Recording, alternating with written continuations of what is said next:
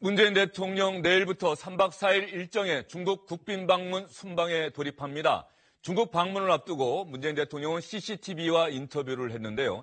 시진핑 주석과 이번이 세 번째 만남이라는 점을 강조하면서 시진핑 주석과 정말 오랜 친구가 되고 싶다는 기대감을 나타냈습니다. 시진핑 주석과는 이제 세 번째 만날 수 있는 기회입니다. 그러나 우리 중국 인민들께는 처음 인사드리는 기회가 될 것 같습니다. 저는 이번 방중의 가장 큰 목표를 한중 양국 간의 신뢰관계를 회복하는 데 가장 큰 역점을 두고 있습니다. 앞으로 관계 발전을 위해서 대단히 중요한 출발이라고 생각합니다. 能不能给我们谈谈您对我们中国的这样一位领导人有什么样的印象？ 중국의 일회생, 이회숙, 3회 노부무, 처음 만나면 생소하지만 두 번 만나면 친숙해지고 세 번 만나면 오랜 친구가 된다. 그런 말이 있습니다. 이번 중국 방문에서 시 주석과 세 번째 이렇게 만나게 되는 만큼 시 주석과 노부무, 오랜 친구 관계가 되고 싶습니다. 두 나라 관계에서 두 정상의 개인적인 친분 관계도 상당히 중요하게 작용을 하겠죠. 김영준 명지대 교수, 최창렬 용인대 교수, SBS의 윤춘호 논설실장 나와 계십니다. 어서 오십시오. 안녕하십니까. 중국 언론과 인터뷰할 때 보면 말이죠. 문재인 대통령뿐만 아니라 우리 전직 대통령들도 이 중국의 뭐 고사성어나 이런 그렇죠. 부분들 좀 인용하고 그래서 좀 친근감을 좀 강조하려고 하는 그런 모습이에요. 그렇죠. 특히 이제 뭐 다른 외국 정상들과의 회담에 앞서서 주요 회담에 앞서서 이제 그 지역의 이제 언론과 이제 기자회견이랄지 이런 걸 통해서 전하고 싶은 메시지 이런 것들을 이제 전달하는 것이 하나의 이제 외교적 관례인데요. 중국 관련해서는 늘 이렇게 고사성어가 인용이 되는데 이번에도 이제 그런 말이 나왔죠. 처음 만나면 생소하지만 두 번째부터는 좀 익숙해지고 그다음에 세 번 만나면 이제 오랜 친구가 되는 법이다 그랬는데 이번 만남이 이제 문재인 대통령으로서는 지난 7월에 베를린에서 만났고 11월에 베트남에서 만났고 이번에 이제 베이징에서 만나는 거거든요. 그러니까 세 번째 만남이니까 그에 대한 기대를 표시한 것으로 보이는 거죠. 예, 이 기회에 한번 시청자 여러분들도 한번 익숙하게 외워두시죠. 1회생, 2회숙, 3회 노붕우. 한 번 만나면 생소하고 두 번 만나면 친숙해지고 세 번 만나면 오랜 친구가 된다. 문재인 대통령이 시진핑 주석과 세 번째 만난다. 그렇다고 한다면은 이제 서로가 서로에 대해서 어떤 지도자인지 확실하게 좀 각인될 수 있는 자리 아니겠습니까? 뭐 그렇죠. 이번만이 아니라 지난번 다낭 회담할 때도 문재인 대통령이 매경한고라고 하는 그 표현을 쓰지 않았었습니까?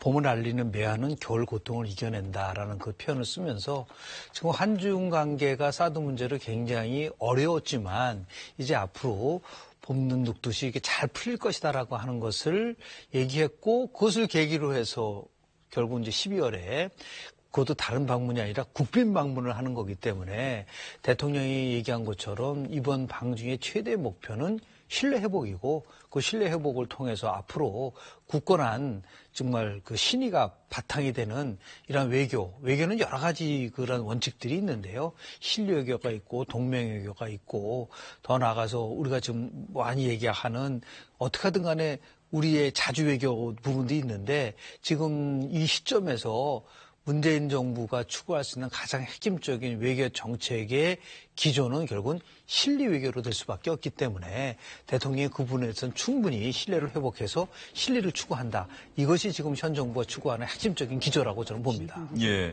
최 교수님, 네. 중국의 CCTV 하면은 뭐 중국은 우리하고 좀 사회 체제가 틀리지 않습니까? 거의 유일한 방송이다. 네. 채널을 엄청나게 많이 갖고 있지 않습니까? 네. CCTV와 인터뷰를 한다. 그 앵커가 그런 얘기 하더라고요. 수억 명의 중국인들이 이 방송을 지켜보고 있을 것이다. CCTV와 인터뷰, 어쨌든 중국 방문 분위기 띄우는 데는 도움이 될까요? 도움이 되겠죠. 그런데 아무튼 지금 이 어제 인터뷰 보면 말이죠. 인터뷰를 보면은 계속 이 사회자가 사드에 대한 질문을 집요하게 하는 거죠. 지금 중국을 방문하는 여러 가지 목적 중에서 역시 사드 문제와 북핵 문제, 그리고 사드로 인한 경제 보복을 어떻게 완전하게 해소하냐 이런 것들이 가장 우리로서는 굉장히 주안점인 것이고 중국은 중국대로 사드 문제에 대한 불편한 심기를 계속 드러내고 있는 거 아니겠습니까? 예. 산불이란 것에 대해서 지난 10월 말에 우리 정부와 이제 중국 정부가 일정 입장을 조율을 했습니다만 거기에 대해서 중국은 중국대로 또 불편한 입장이 좀 있는 것 같고 너무 양보한 게 아니냐라는 여론이 중국 내에서도 있는 걸로 알고 있습니다.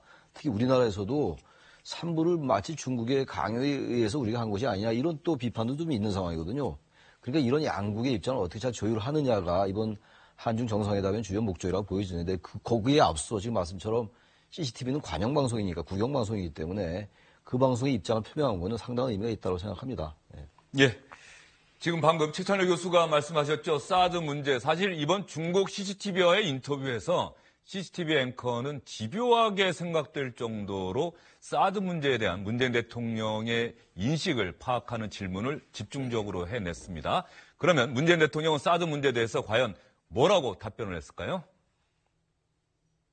韩方我们很关心，想知道就韩方将采取一些什么样的这个措施来进一步的消除中方在这方面的战略安全的这种关切。 한국은 그 사드 도입을 한국의 방위 목적으로 도입한 것이지 결코 중국의 안보적 이익을 이렇게 해칠 그런 의도가 전혀 없습니다. 그러나 중국이 이 사드가 가지고 있는 레이더의 성능 때문에 이것이 중국의 안보적 이익을 침해할 우려가 있다라고 염려하는 것에 대해서 저는 우리도 또 역지사지할 필요가 있다고 생각합니다. 앞으로도 이 사드가 북한 미사일에 대한 핵과 미사일에 대한 방어 목적을 넘어서서 중국의 안보적 이익을 침해할 일이 없도록 한국은 각별히 유의할 것입니다. 그리고 그 점에 대해서는 미국으로부터도 여러 번 다짐을 받은 바 있다는 말씀을 드립니다. 妥善处理萨德问题，扫除关系发展障碍，是中韩两国的共同意愿，也符合双方的共同利益。然而，随着文在寅访华在即，双边关系虽然出现改善势头，但这个转环并不意味着萨德问题烟消云散。当前，萨德问题只是得到阶段性处理，这是中方着眼大局采取的灵活处理方式。两国关系的未来走向取决于韩方能否切实遵守和兑现有关承诺，加强战略互信。 문재인 대통령이 분명하게 이렇게 이야기를 했네요. 앞으로도 사드가 북한 핵과 미사일에 대한 방어 목적을 넘어서서 중국의 안보적인 이익을 침해하는 일이 없도록 한국은 각별히 유의할 것이다. 이렇게 답변한 이유가 있을 것 같습니다. 지금 이제 이 사드에 대한 중국 지도부만이 아니고 중국 국민들 역시 대중적으로 굉장히 우려하는 시선이 있는 것 같아요. 그다음에 이것 때문에 이른바 혐한 감정이라고 하는 게 강한 상태이기 때문에 대통령으로서는 이번 인터뷰를 통해서 이러한 중국 인민들의 우려를 해소하겠다는 뜻으로 이런 표현을 쓴 것 같은데요. 저는 다만 이 표현 자체가 과연 가장 적절한 단어였을까 하는 생각은 듭니다. 일국의 국가 원수로서 외국 국가의 주민들 내지는 외국 지도자의 우려에 대해서 이것을 각별히 유의하겠다라고 하는 표현이 이게 우리 국민이 듣기에 어땠을까 하는 생각이 들고요. 좀 더 다른 표현도 가능하지 않았을까 싶고 거기에 더해서 그런 점에 대해서는 미국으로부터도 여러 번 다짐을 받은 바 있다라고 말을 했는데 이 부분은 미국과의 관계에서도 미묘한 어떤 그 파장을 불러일으킬 수 있는 표현 같아요. 그런 점에서는 이 질문이 직문즉답은 아니었을 거거든요. 그런 점에서 보면 이게 과연 최선이었을까 하는 그런 생각이 드네요. 예, 가령 이렇게 이야기할 수도 있었겠죠. 중국의 안보적인 이익을 침해하는 일은 없을 것입니다. 뭐 이 정도로 이야기해도 되는데 한국은 각별히 유의할 것입니다라고 답변을 했다. 문재인 대통령으로서는 중국의 우려, 걱정을 좀 이게 확실히 불식해야겠다. 뭐 이런 생각을 했을까요? 아주 긍정적으로 본다고 한다면 저는 문재인 대통령이 갖고 있는 일종의 품성이라고 봐요. 대통령은 이제 긍정의 언어를 많이 쓰고 있기 때문에 특히 외교 관계를 할 때는 부정의 언어보다는 긍정의 언어를 많이 씀으로써 양국 관계의 신뢰를 회복하겠다라는 것에 중점을 두다 보니까 이런 표현이 나온 거는 맞는데요. 지금 아주 냉정하게 보면요. 중국이 대한민국을 향해서 갖고 있는 것은 세 가지 문제를 지적을 하고 있는 겁니다. 하나는 이거 벌금 박근혜 전 대통령 쪽에 업보라고 보는데요. 사드 배치하지 않겠다고 수없이 얘기를 했는데 벼랑간 사드를 배치했기 때문에 신뢰할 수 없다는 부분들을 여하튼 간에 해소시켜줘야 된다. 두 번째는 이거는 공격용이 아니라 방어용이다라는 것에 대한 부분들. 그리고 마지막으로는 결국은 중국에 있는 많은 전문가들이랑 얘기할 기회가 있었는데 이렇게 얘기를 하더라고요. 대한민국의 무기를 가지고 방어체제를 만든다 하는 거는 우리는 100% 인정을 한다. 그런데 왜 미국의 무기를 가지고 사드를 가지고 결국은 방어체제를 만들려고 하느냐. 결국은 그거는 미국의 MD, 미사일 방어체제에 편입된 게 아니냐라는 부분들을 아주 지속적으로 얘기하는 거거든요. 이 부분에 대해서 대통령이 얘기할 수 있는 부분은 그렇다고 한다면은 이것은 절대로 방어용이고 결국 중국의 이익을 훼손시키지 않을 것이다라고 하는 무엇인가 확신을 줘야 되는데 그런 의미에서 이런 용어를 선택하지 않았나 생각이 좀 듭니다.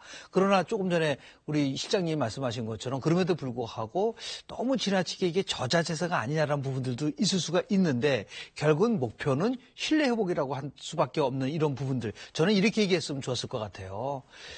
북한의 핵이 자꾸만 미국을 향한다고 생각하는데 이것이 중국을 공격할 수 있을 거라고 생각하느냐? 상상을 못 하잖아요. 똑같은 논리다. 대한민국 사람들은 절대로 중국을 공격하지 않는다. 그러한 논리로 설명을 해줬으면 혹시 좋았지 않았는가라는 생각이 좀 드는데 이런 표현들이 이제 또다시 논쟁으로 풀리는 거 좀 바람직하지는 않지만 여하튼 간에 긍정의 언어를 통해서 외교관계를 회복하려고 하는 대통령의 나름대로 고뇌가 좀 찬 언어 표현이 아니었나 생각을 좀 합니다. 물론 문재인 대통령이 그 전에 이런 얘기를 했어요. 사드 문제와 관련해서는 한국과 중국이 상대방의 입장에서 서로를 이해하는 역지사지하면서 단숨에 해결할 수 없는 문제는 시간을 두고 풀어가는 지혜를 발휘할 필요가 있다. 이렇게 전제를 하긴 했습니다. 네. 그런데도 앵커는 한국의 역할, 한국이 과연 무엇을 할 것인가? 사드 문제에 관해서 한국은 어떻게 할 것인가? 이렇게 질문을 했던 거예요. 이제 앵커가 계속 이제 문 대통령에 대해서 뭔가 약간 압박하는 것처럼 비춰져요. 앞서 이제 뭐 두 분이 다들 말씀하신 것처럼 그런 뭐 우리 정부의 입장을 충분히 설명하는 과정에서 나온 언급들이긴 합니다만 계속 지난번에 산불에 대한 약속이 있었는데 사드 추가 배치 안 하겠다라는 것하고 미국의 미사일 방어체계, MD 체계에 편입되지 않는다. 한미일 군사동맹 안 한다. 이런 것들에 대해서 당신 나라는 우리에게 어떠한 조치를 가지고 이것을 확약시켜 줄 것이냐라고 무슨 정부의 당국자처럼 계속 집요하게 물어보잖아요. 이러다 보니까 뭐 결국 이제 각별히 위한단 말이 나오면서 또 이게 논란이 될 소지가 없지 않는데 기본적으로 우리나라와 지금 중국의 입장은 분명히 다른 거죠. 사드는 사실 솔직히 말씀드리면 우리 이 문재인 정부가 설치하려고 그랬던 건 아닌 건 분명하지 않습니까? 지난 박근혜 정부 때 갑자기 도입된 것이기도 하고 그러나 또 우리는 또 한미동맹을 의식하기 때문에 한미동맹을 인식 안 할 수가 없는 것이고 우리 안보의 가장 역시 기본적인 축은 한미동맹이기 때문에 사드에 대해서 문재인 정부가 가졌던 그 생각을 계속 얘기할 수만도 없는 상황이란 말이죠. 그렇기 때문에 이런 점은 사실 우리와 중국과의 기본적인 한계일 거예요. 구조적인 한계라서 이런 것들은 결국은 시간으로 해결하는 수밖에 없는데 아무튼 그래도 국가와 국가 간의 국익이 좀 충돌한 지점이 있기 때문에 우리 정부는 우리 정부대로 분명하게 중국에 요구할 수 있는 건 요구해야 된다. 그런 생각이 듭니다. 예, 어쨌든 간에 김 교수님 잠시만요. 네. 이번 중국 CCTV 인터뷰는 말이죠. 중국 앵커와 문재인 대통령 간의 단독 대담 형식으로 방송된 게 아니고요. 질문과 대답 그 사이사이에 중국 CCTV가 나름대로 기사를 써서 그 다른 배경화면을 깔고 그다음에 중국 방송 아나운서가 이렇게 나레이션을 하는 그런 포맷으로 진행이 됐습니다. 물론 앵커의 질문과 문재인 대통령의 답변이 주된 내용이긴 하지만 사이사이에 그 CCTV 방송의 영상 그 나레이션이 들어갔는데 조금 전에 여러분 보신 것처럼 이렇게 얘기가 돼 있어요. 이 부분 저희가 꼭 짚고 넘어가야 될 것 같습니다. 한중 관계의 해빙 무드가 보이곤 있는데 근본적으로 사드 문제가 철저하게 해결되었음을 의미하는 것은 아니다. 사드 문제는 단지 현 단계에서 처리되고 중국이 한중 관계 발전의 큰 방향을 고려해서 내린 결정이다. 향후 양국 관계의 발전 방향은 한국 측이 표명한 입장을 어느 정도 이행하느냐에 따라서 결정될 것이다. 이번 산불 우리가 약속을 한 거, 네. 이것도 결과적으로 그걸 통해서 한중 관계가 복원되는 듯한 분위기를 보이는 것도 다 우리 중국이 결정을 한 것이다. 이제 중요한 것은 한국 정부가 그 약속을 과연 지켜내냐에 달렸다. 이게 지금 중국의 인식이다라고 생각해도 과언이 아닐 것 같습니다. 그런데 지금 아주 굉장히 중요한 지적을 하셨는데요. 이게 지금 현 정부가 어떤 면에서 보면 굉장히 스마트하게 접근한 거예요. 왜냐하면은 이 지금 결국은 대통령한테 끌어내려고 하는 거는 뭐냐면요. 약속했다는 말을 끌어내고 싶어 하는 거예요. 산불에 대해서. 그러나 우리 정부는 산불에 대해서 약속했다는 말을 표현한 적은 없습니다. 입장을 표명한 적은 있다. 만약에요. 이게 지금 대통령 입에서 약속했다는 말이 나오는 순간 이거는 엄청난 후폭풍이 나올 수밖에 없어요.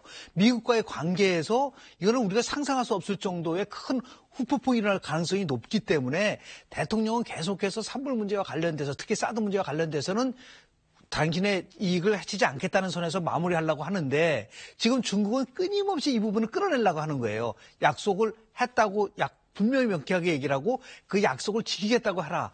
그러니까 굉장히 미묘한 부분인 거거든요. 이것을 지금 그렇다고 해서 중요한 것은 시진핑 주석을 만났을 때도 똑같은 강요를 할 텐데 이거는 굉장히 고도의 정치적 판단을 해야 되고 외교적으로 굉장히 중요한 모멘텀이 되기 때문에 결국 우리가 한중 관계만 아니라 한미 관계, 동맹 관계도 굉장히 중요하기 때문에 그러한 고육책 속에서 지금 정부가 이러한 그 입장을 지금 견제하고 있다라는 부분들을 명쾌하게 할 필요가 있지 않나. 우리가 100% 약속한 건 아닙니다. 이것도 우리 언론에서 명확하게 표현을 해줘야지만이 정부가 그 힘을 갖고 결국 한중 관계 속에서 풀 수 있지만 우리 언론 자체가 약속한 거라고 다 만약에 보도를 해버린다고 한다면 이거는 제가 볼 때는 바람직한 방향은 아니라고 봅니다. 네, 어쨌든 간에 강경화 외교부 장관이 국회 국정감사 답변을 통해서 이른바 삼불이라고 하는 게 이거죠. 사드 추가 배치 없다. 미국의 미사일 방어 체계에 한국은 편입되지 않는다. 한미일 3국 간의 협력 관계가 한미일 군사동맹으로 발전하는 일은 없을 것이다. 그렇죠. 이렇게 이야기를 한 것이 한중 정부가 긴밀하게 물밑 협상을 해서 이제는 관계 복원하자. 그래서 우리가 입장 표명한 줄 알았는데 중국 CCTV 방송을 보면 말이죠. 이게 중국이 한중 관계 발전에 큰 방향을 고려해서 내린 결정이다라고 그렇게 이야기를 하고 있어요. 마치 자신들이 한국이 뭘 크게 잘못한 게 있는데 그걸 대국적인 차원에서 그거를 용서해 줬다. 마치 듣기에 따라서 그렇게까지 들리는 표현이에요. 그런 표현에 대해서 대통령은 나름대로 이제 고민에 찬 표현이긴 하지만은 여러 가지 표현을 하면서 중국 지도자와 중국 국민들의 마음을 돌리려고 하는 그런 노력 차원에서 이번 인터뷰가 진행이 된 것 같은데요. 그럼에도 불구하고 이번 인터뷰 같은 걸 통해서 이른바 이 사드 때문에 우리 측이 입었던 피해랄지 우리 측이 느끼는 정서는 어떠했는지도 같이 언급해줬더라고 그러면 중국 사람들에게 보다 정확한 중국 사람들이 정확한 실상을 이해하는 데 도움이 되지 않았을까 하는 그런 생각도 좀 듭니다. 예, 윤춘호 실장이 지적한 부분도 사실 일리가 좀 있어 보여요. 물론 사전에 질문이 왔고 그래서 그 질문만 나온다고 생각하고 답변을 준비했을 수도 있는데 인터뷰라고 하는 게 하다가 보면은 그 앵커가 이런저런 질문도 할 수 있는데 우리 한국 국민들이 사드 문제와 관련해서 중국이 우리에 대해서 경제적인 보복을 하는 듯한 모양새가 취해진 데 대해서는 우리 한국 국민들도 상당히 불쾌한 마음 있었던 거 사실이다. 뭐 이렇게 이야기할 수도 있었는데 뭐 그런 부분에 대한 언급이 없었다라고 하는 거는 어쨌든 간에 문재인 대통령이 한중 관계 회복 이게 정말 중요하다 이렇게 생각했다 이런 해석이 가능할까요? 한중 정상회담을 앞두고 이제 있었던 인터뷰이기 때문에 굉장히 의식을 했을 거예요. 이 말이 어떻게 해석될 것인가. 한중 정상회담에 또 무슨 걸림돌을 작용하지 않을까. 단어 하나하나 때문에 이런 것들 굉장히 신중히 고려하다 보니까 이런 얘기가 나온 것 같은데 사드를 둘러싼 우리와 중국의 입장 분명히 다릅니다. 그리고 우리도 사실은 중국과 미국 사이에서 굉장히 애매한 입장이거든요. 그게 우리의 현실 아니겠어요. 그리고 우리가 추구하는 전략적 이해와 국익, 중국은 당연히 또 사드가 우리 한반도에 배치된 한국에 배치된 것에 대해서 불편한 심리가 당연히 있는 것이고 그런 점을 하는데 상당한 한계가 있을 겁니다. 그래서 아까 뭐 각별히 유의한다는 그 단어에 대해서 말씀들이 나왔습니다만 어떻게 보면 저는 그런 말씀을 인정하고 이해하면서도 기본적으로 우리가 좀 이런 것들 적극적으로 해석할 필요도 좀 있겠다는 생각이 좀 들어요. 한미동맹 굉장히 중요한데 그래서 또 한중 관계를 무조건 미국 입장에서 생각할 수 없는 게 현실이기 때문에 그리고 사드 문제가 작년에 너무 갑자기 도입됐고 또 언급된 상황 이런 상황 속에서 대통령이 대단히 어렵지 않겠는가 그런 것들을 의식하다 보니까 이번 지금 인터뷰에서 뭔가 국민들 일각이 볼 때는 너무 소극적이고 좀 방어적이고 좀 이렇게 수세적인 것 아니었냐라는 그런 입장도 나올 수 있을 것 같기도 합니다. 네. 이번 CCTV와의 인터뷰에서 중국의 앵커는 한반도 긴장 완화를 위해서 무엇이 가장 필요하다고 보느냐 이런 질문도 던졌습니다. 그러면서 한반도에서 전쟁은 절대 안 된다는 문재인 대통령의 인식이 중국 정부와 똑같다 이런 강조도 했었는데요. 문재인 대통령 한반도 긴장 완화를 위해서 정말로 중요한 게 뭐라고 답변했을까요? 북한과 같은 나라가 오로지 핵 하나만 가지고 안보를 지킬 수 있다고 생각하는 것은 망상이라고 생각합니다. 오히려 남북 간의 평화와 협력이 북한의 안보를 더 지켜줄 수 있습니다. 과거에 남북 관계가 좋았던 그 시기에 북한은 안보에서 아무런 위협이 없었습니다. 그 시기에 남북 간에는 북한 핵의 폐기와 함께 평화협정의 체결 그리고 또 북미 관계의 정상화까지도 함께 논의되고 추진된 바가 있었습니다. 네, 지금 보면은 북한이 오판해서는 안 된다. 이게 가장 중요하다고 이야기를 했네요. 네, 그렇습니다. 그 다음에 또한 그 앞부분에 보면 네. 이런 표현이 있어요. 그러니까 북핵을 한국과 중국 공히 원하지 않는다는 점, 그 다음에 그런 것들을 북한이 핵을 갖는 것을 한국, 중국 두 나라 지도자 모두 인정하지 않는다는 점, 그 다음에 한반도에서 이른바 전쟁, 군사적 옵션이 행사되는 것도 인정할 수 없다는 점, 이런 공통점, 두 나라 간의 공통점을 또 강조를 했어요. 강조를 했기 때문에 이번 인터뷰 목적은 아주 뚜렷한 것 같아요. 저것은 중국 지도자와 중국 국민들에게 전하는 메시지, 한국의 우호적인 메시지를 전달하는데 초점이 맞춰진 것으로 그렇게 이해를 하면 전반적인 맥락은 이해가 되긴 합니다만은 일부 우리 국민들이 보기에는 다소 꼭 저 편 말고 다른 편 없었을까 하는 것들이 이번 같은 경우는 좀 그런 면이 있어요. 과연 남북 대화 그다음에 한반도의 이런 대화 국면이었을 때 그렇다 그러면 한반도가 과연 가장 안전했다. 전쟁의 위협으로부터 자유롭다고 하는 저러한 어떻게 보면 저런 인식이 우리 국민들이 대다수가 과연 동의할 수 있는 인식일지 어떻게 보수적인 의견을 가진 분들 시각에서 보면 저는 상당히 자기들의 생각과는 좀 괴리가 있는 생각이 아닌가 하는 생각을 할 수도 있을 것 같습니다. 문재인 대통령 입장에서는 노무현 김대중 정부 시절 10년을 이야기했던 것 같은데 물론 그 시절에도 뭐 북한의 뭐 연평도 연평도가 아니죠. 그때는 연평해전 그 NLL상에서 뭐 도발했던 행위도 있었는데 뭐 우리도 똑같이 응전을 했고 또 그 당시에는 승리도 했었다. 김대중 정부 시절에는 뭐 그런 이야기도 있었는데 그럼에도 불구하고 남북 관계가 좋았을 때는 상대적으로 한반도의 긴장이 고조되지는 않았다. 뭐 그런 인식을 문재인 대통령은 분명하게 하고 있는 것 같고 그래서 북한에게 필요한 것은 이런 핵과 미사일 도발이 아니라 대화의 장으로 나오는 것이다. 이런 점을 강조했던 것 같습니다. 다음은요. 조금 전에 여러분께 잠깐 말씀을 드렸습니다만 이번에 중국 CCTV가 문재인 대통령과 인터뷰를 하지 않았습니까? CCTV의 앵커가 또 중간중간 영상에 나오는 내레이션을 통해서 이 중국 측, CCTV 측이 상당히 집요하게 문재인 대통령에게 뭔가 원하는 대답을 끌어내기 위해서 집요할 정도로 노력했다. 이런 인상을 강하게 풍겼습니다. 어떤 대목인지 여러분 직접 보시면은 고개가 끄덕여지실 것 같습니다. 中韩关系问题以及朝鲜半岛的紧张局势的问题，特别是此前一度困扰我们双方的萨德问题将如何妥善的解决？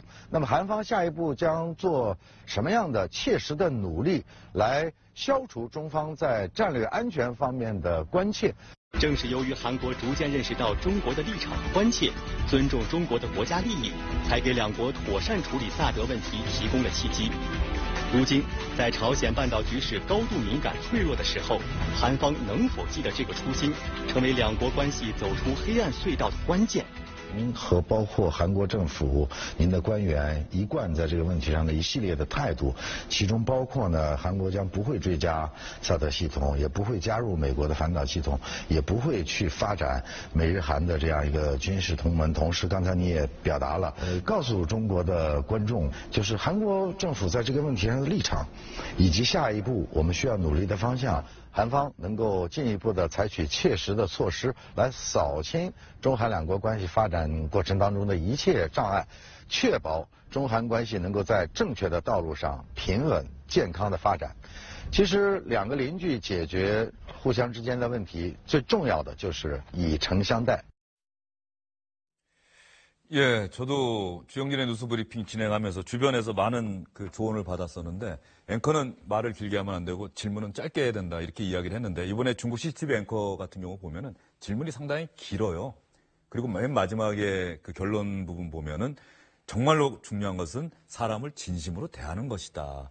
좀 가르치려고 한다는 그런 느낌도 드는데 이게 너무 감정적인 제 반응인지 모르겠습니다만 세 분은 어떻게 받아들이셨는지 좀 궁금합니다. 먼저 윤춘호 시장 어떻게 받아들이셨어요? 저 역시 주영진 앵커 말씀하신 부분에 공감하고요. 질문 중에 저런 표현이 있었어요. 뭐냐면 문재인 대통령의 답변이 쭉 이어진 뒤에 최희준 앵커가 언필신, 그러니까 말에는 반드시 신뢰가 있어야 되고 행필과 행동을 하면 반드시 결과가 있어야 되는데 그러면 과연 너희들이 과연 한국 사람들이 한국 지도자들이 과연 신뢰가 있느냐 그다음에 결과를 내놓을 수 있겠느냐라고 말하는 걸 보면 정말로 좀 가르치는 듯한 듣기에 좀 불편한 느낌이 없지 않았어요. 그런 걸 보면 역시 CCTV라고 하는 것이 중국 공산당의 선전 매체라는 것 그다음에 저게 이제 국영 미디어라고 하는 점을 우리들이 좀 미리 머릿속에 두고 저러한 것들을 좀 이해할 필요는 있을 것 같아요. 네, 지금 조금 전에 시청자 여러분께서 보신 영상에 보면은 표현이 다 그렇게 되어 있어요. 한국 측이 어떤 노력을 통해서 장애물을 제거할 것이냐. 그리고 한국이 중국의 입장과 우려를 인식함에 따라서 한국이 초심을 기억할 수 있을지에 따라서 또 수억 명의 중국 시청자들을 위해서 한국 정부가 어떤 방향으로 노력하겠다는 것을 구체적으로 말해달라. 이웃 간 문제를 해결함에 있어서 가장 중요한 것은 진심으로 대하는 것이다. 그러니까 이제 보면요, 지금 정확하게 지적을 저도 이제 요런 문장들이 정말 문제가 될 수 있겠다라는 걸 정확히 지적해 주셨는데 한국이 초심을 기억할 수 있을지에 따라 양국 관계가 벗어날 수 있을지 없을지 지켜보겠다 이런 얘기잖아요. 이거는 아주 일방적이에요. 그야말로 우리 중국은 이러이러한 입장을 확고하게 가지고 있는데 당신들이 얘기는 했다. 그런데 당신들이 이런 것들 실천할지 안 할지 지켜보겠다. 지난번에 왕이 외교부장이 강경화 외교장관 만났을 때 이런 얘기를 했거든요. 언행일치가 중요하다는 말을 했거든요. 같은 맥락인 거예요. 그러니까 이 국영TV의 이 앵커는 지금 마치 지금 시진핑의 대리인으로 나와서 질문하는 것 같은 느낌을 주는 거예요, 지금. 물론 아까 다들 말씀하신 것처럼 이 인터뷰의 전후 맥락 이런 거 다 이해를 하죠. 우리와 중국과 입장 차이도 있는 것이고 또 한미동맹과 우리 한중 관계 속에서 우리 정부가 취해야 될 이런 입장 다 있다 하더라도요. 현재 이런 정도의 인터뷰를 가지고 지금 일국의 대통령한테 정상회담을 앞둔 상황 속에서 이렇게 얘기하는 건 대단히 이건 결례인 것 같고요. 또 하나 문제는 아까 뭐 가르친다라는 말씀을 하셨는데 저는 가르친다라는 것도 물론 동의하지만 신문하는 것 같아요. 마치 검찰이 피의자 안처럼 이 표현이 너무 심할지 모르겠으나 이런 정도가 아니더라도 얼마든지 문재인 대통령을 통해서 한국 정부의 입장을 확인할 수 있을 텐데 꼭 이렇게까지 질문했어야 되느냐 이런 비판은 분명히 저는 따를 수밖에 없다고 생각합니다. 네, 김 교수님 생각은 어떠십니까? 저는 계속 강조하고 싶은 건 이거예요. 어떻게든 간에 문재인 대통령을 통해서 산불 정책을 반드시 준수하겠다는 것을 끌어내고 싶어 하는 그 욕구가 엄청나게 대단히 많은 겁니다. 왜 그러냐면 제가 최근에 한 그 조찬 모임에 갔었는데요. 빈사드 주한미군 사령관 얘기가 이런 얘기를 했어요. 대한민국이 그것을 약속했다고 보기가 어렵다. 그거는 일방적으로 중국이 요구하는 것뿐이다라고 미국은 이해하고 있다. 주한미군 사령관이 그렇게 얘기를 했었습니다. 했습니까? 이걸 네. 비보도 내용으로 해가지고 했었는데 그래서 제가 깜짝 놀랐던 거예요. 이거는 굉장히 중요한 거다. 그래서 정부가 아마도 그런 부분들을 종합적으로 판단해서 왜 공동성명의 발표가 안 나오겠습니까? 왜 공동 언론 기자 발표를 안 하겠어요?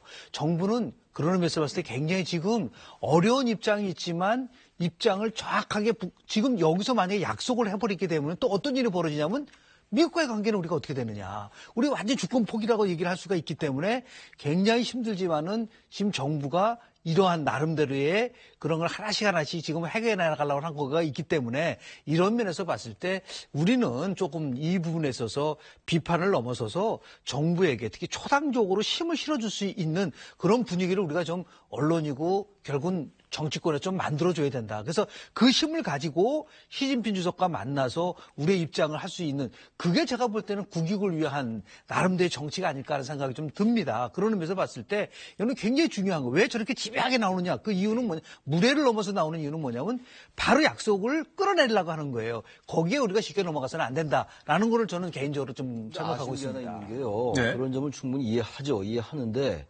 그렇다면 왜 우리가 사드를 우리 한국에 배치할 수밖에 없었는가 설명할 필요가 있었다고 봐요. 만약 북한에 핵이라든지 미사일 도발이 없었다면 미국이 우리에게 미국의 국가적 전략적 이익 때문에 여기에 배치하려 하더라도 명분이 없을 거다. 북한의 핵과 미사일 도발이 없다면. 근데 지금 북한이 북핵과 미사일 도발을 계속 하고 있지 않느냐. 그럼 당신네 중국이 왜 북한에 영향을 행사하지 않냐. 이런 얘기 할 수 있는 거 아니겠어요? 근데 그 얘기가 전혀 빠져 있는 것 같아요. 물론 이제 뭐 한중 정상회담에서 시진핑 주석과 이런 얘기가 나올지 모르겠습니다만 기본적으로 중국이 그래서 우리가 뭐 대북 원유 중단해라라고 말하기는 어려웠을 거예요. 아마 인터뷰에서 정부 당국자가 아니니까. 그렇다 하더라도 이 사람이 계속 이렇게 앵커가 집요하게 물어보는데 그럼 뭐 약속 받아내기 위해서 우리로서는 입장이 이렇기 때문에 북핵과 미사일 도발을 멈추게 당신이 영향을 행사해라. 그게 현실 아니냐. 그럼 우리가 하지 말아도 한다. 이렇게까지 얘기할 수 있지 않았을까라는 그런 아쉬움이 좀 있다는 얘기입니다. 예. 사실은 사드 문제 관련해서는 문재인 정부 입장에서는 좀 안타까움과 답답함이 있을 거예요. 사실은 우리가 결정한 것도 아니고 박근혜 정부 시절에 그 당시 또 최종 결정하는 과정에서 일주일 전에 그 당시 황교안 총리가 중국을 방문했을 때도 그런 일 없다라고 이야기를 했는데 일주일 만에 갑자기 발표를 해버리고. 방금 최 교수님 말씀하신 부분은 문재인 대통령이 전혀 언급하지 않은 건 그것은 아닙니다. 문재인 대통령이 사드라고 하는 것은 북한의 핵미사일 능력이 이제 고도화되는데 한국의 자체 방어 능력만으로는 그걸 막을 수 없는 상황이라서 미국의 무기를 들여온 것이고 절대로 중국의 국익을 안보 이익을 침해하려는 것은 아니다라고 하는 설명을 하긴 했어요. 하긴 했는데 그 부분에 대한 설명이 좀 더 뭐 많았다 할지 아니면 보다도 좀 정확하게 됐더라면 더 좋지 않았을까. 질문에 대한 대답의 핵심이 아니라 그 대답의 핵심을 이야기한 사전 배경 설명 정도로 그렇죠. 지나쳐 갔다는 거고요.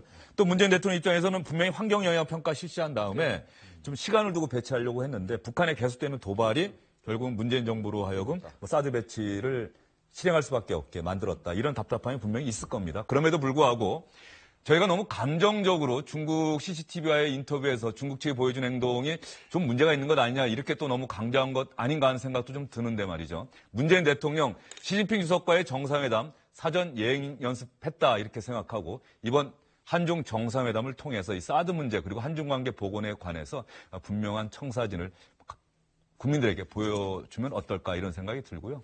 그 중국 CCTV 앵커가 어떤 사람인지는 한번 시청자 여러분들께 소개해 줄 필요가 있을 것 같습니다. 예, 제가 좀 조사해 봤습니다. 예. 1963년생, 그러니까 우리 나이로 55살이에요. 예. 그다음에 83년도부터 기자를 했는데 종군 기자로 상당히 유명해서 중동 지역에서 활동을 했고 그다음에 이집트 특파원도 거친 사람이고요. 그다음에 중국 내에서는 굉장한 인기가 있는 앵커라고 그럽니다. 그래서 이른바 VIP라고 하는 사람들은 300회 이상 인터뷰를 한 그런 경력이 있는 베테랑 기자라고 그러는데 역시 아까 앞에서 제가 말씀드린 것처럼 예.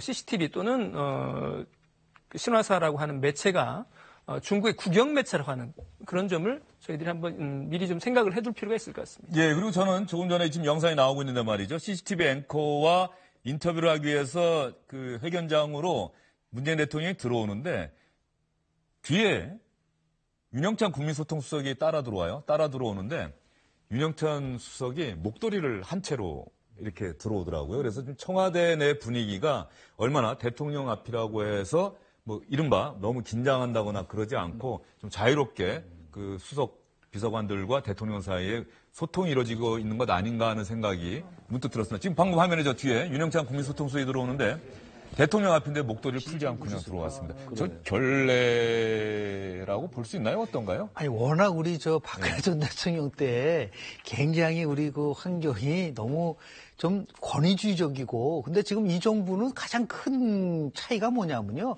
탈권위주의고, 그리고 뭐 청와대 내에서 대통령이 직접 커피를 가서 타먹을 수가 있나요? 예. 그거는 있을 수가 없잖아요. 우리 과거로 보면. 그러면서 보면 굉장히 소탈한 행보를 하고 있고 그런 것이 보이지 않게 변화하는 모습이고요. 뭐 자연스럽지 않습니까? 미국의 백악관의 가정을 한번 보시죠. 어깨를 맞다둘 정도로 이러한 대통령과 보좌관들이 얘기할 수 있는 그런 분위기이기 때문에 우리가 그런 면에서 봤을 때는 참 조금씩 변화되고 있다는 것을 좀 피부로 느끼지 않을까라는 생각을 합니다. 예. 그리고 이번에 뭐 원래 처음에는 공동언론 발표문이라고 했는데 오늘 청와대가 다시 수정을 좀 했죠. 공동이 아니다. 공동이 아니고 이제 각자 자기 입장을 정리해서 발표하는 것으로. 그러니까 공동 언론 발표가 없는 거지요. 그래서 공동은 빠지는 거군요. 그렇습니다. 한국도 언론 발표문 내놓고 중국도 언론 발표문 내놓고 이렇게 그렇습니다. 가는 물론 겁니까? 그 과정에서 서로의 입장을 사전에 조율하는 수준 그런 작업은 당연히 있겠지만 어쨌든 어제 물론 청와대 발표에 약간 애매한 구석이 있어서 일부 언론에서는 공동 언론 발표라고 쓴 데도 있었습니다. 그런데 그에 대한 혼선이 있으니까 오늘 이제 청와대에서 그걸 바로잡은 건데 공동 성명이 나오지 않고 그다음에 공동 언론 발표문까지 안 나온다고 그러니까 이번 문재인 대통령의 3박 4일간의 중국 방문이 상당히 좀 소박한 결과를 머무르는 거 아니냐라고 하는 그런 생각이 나오는데 일단 한번 좀 더 지켜봐야겠죠. 예, 그러면 역대 정부에서 한중 정상회담을 하지 않았겠습니까? 그때는 과연 어떤 결과물들을 내놓았는지 저희가 그 형식을 한번 봤습니다. 1992년 9월에 노태우 정부 시절에는 공동 언론 발표가 있었고요. 94년 김영삼 대통령 시절에는 각자 기자회견을 했습니다. 98년 11월 김대중 대통령 당시에는 공동성명, 그 이후로는 줄곧 공동성명이 나왔습니다. 그런데 이번에 문재인 대통령의 첫 방중 그리고 중국 베이징에서 열리는 한중 정상회담에서는 공동 언론 발표나 각자 기자회견도 없이 따로따로 언론 발표문을 내놓을 것 같다 이런 얘기가 나오고 있고요. 또 하나 청와대가 어제 저녁에 아마 기자들에게 알린 것 같은데 김정수 여사를 비롯해서 우리 주요 인사들이 우리나라의 시를 읊어주고 그래서 중국에 방송이 되고 또 간단한 중국 언론과 인터뷰도 한다 뭐 이런 내용을 청와대가 브리핑을 했어요. 근데 그런 부분들이 이제 이 방송을 보시는 시청자 여러분들에게 좀 양해라고 그럴까요? 예. 이걸 좀 구하고 싶은 게요. 언론의 그 사전 취재를 위해서 대통령의 순방 일정 내지는 대통령 수행원들, 주요 수행원들의 앞으로의 일정 같은 것들을 사전에 이제 언론에 브리핑을 해줍니다. 그런데 이런 것들은 대통령의 경호 문제와 그다음에 또 의전 문제가 걸리는 문제이기 때문에 이런 것들을 일정한 시점까지는 보도하지 않기로 이렇게 취재원과 기자들이 약속을 하는 경우가 있어요. 근데 지금 방금 주영진 앵커께서 말씀하신 부분이 아마도 청와대 그 홍보수석팀과 국민소통수석팀과 예. 기자들 간에 아마 사전에 이 보도를 일정 시점까지 유예하기로 아마 약속을 한 부분일 겁니다. 그래서 지금 윤춘호 실장이 걱정하는 바 저도 잘 알고 있고요. 사실 주영진 뉴스 브리핑에서 문재인 대통령 발언이 어떤 회의석상에서 했던 발언이 엠바고가 풀린 줄 알고 저희가 한번 내보낸 적이 있는데 아직 엠바고가 풀리기 전이어서 저희가 청와대 출입한 SBS 기자들한테 좀 미안한 적도 있었는데 지금 제가 질문드린 내용은 어제 오후에 나왔는데 즉시 보도가 가능하다고 돼 있어요. 아, 그렇습니까? 즉시 보도가 가능하고 대신에 영상만 내일 밤 늦게 제공이 된다 이런 얘기인데 이 질문을 드렸던 이유는 김정수 여사가 읽기로 한 시가 정현종 시인의 방문객이라고 하는 시인데요. 아마 시청자 여러분들 잘 아실 것 같습니다. 제가 일부만 읽어드릴게요. 사람이 온다는 건 실은 어마어마한 일이다. 그는 그의 과거와 현재와 그의 미래와 함께 오기 때문이고 한 사람의 일생이 오기 때문이다. 그래서 마지막은 그렇게 되어 있습니다. 내 마음이 그런 바람을 흉내낸다면 필경 환대가 될 것이다.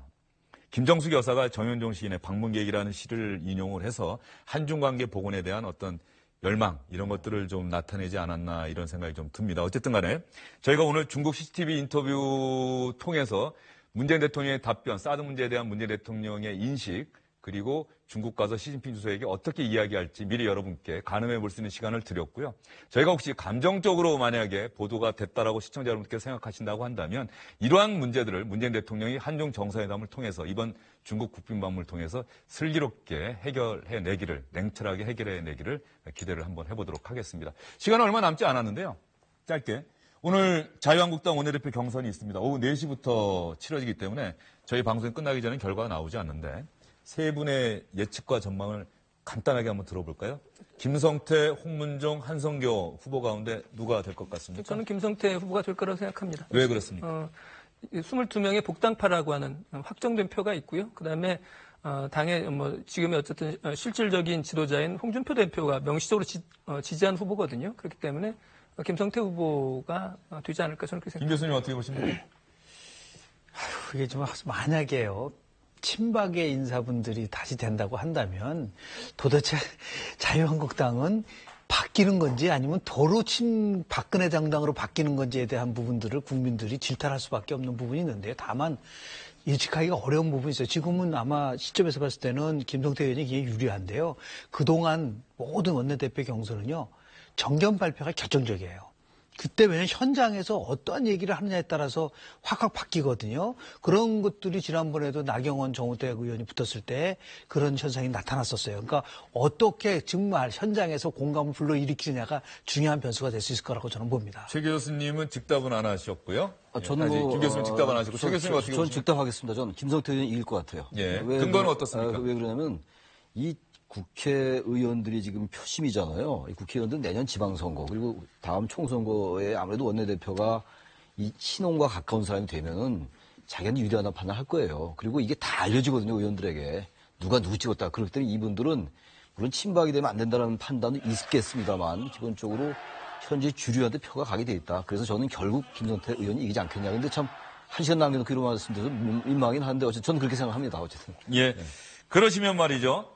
저희가 시간은 좀 지나가긴 했습니다만은 자유한국당 원내대표 후보의 경선에 나선 3명의 후보들의 출사표를 간단하게 시청자 여러분께 보여드리겠습니다. 그 사이에 세 분과는 인사를 나누도록 하겠습니다. 수고 많으셨습니다. 네,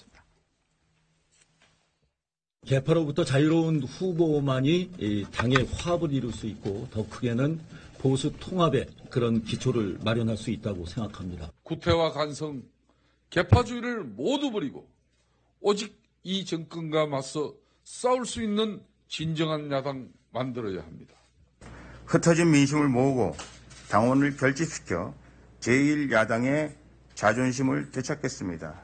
새로운 비전으로 내년 지방선거를 승리로 이끌겠습니다.